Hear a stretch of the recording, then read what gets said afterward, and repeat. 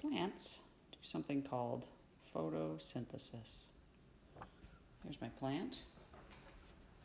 It takes in carbon dioxide from the air. Where does it go? Into the leaf. Leaves, can't see them without a microscope, but they do have tiny holes where gases can move in and out. They also take in water. That comes in through their roots.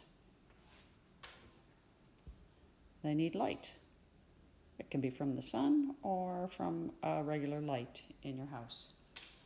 They take that sunlight energy and they use it. They end up producing oxygen gas, which comes out of their leaves. And more importantly for the plant, they create a stored energy.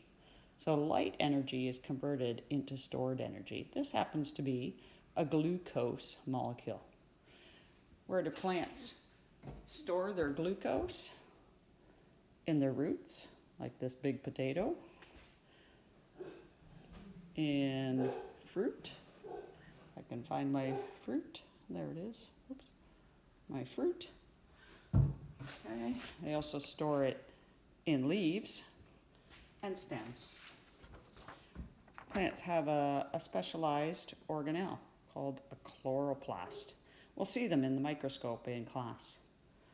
Here's the whole equation. Carbon dioxide plus water. That's what they start with. They need light energy and chloroplast, and they make oxygen and glucose.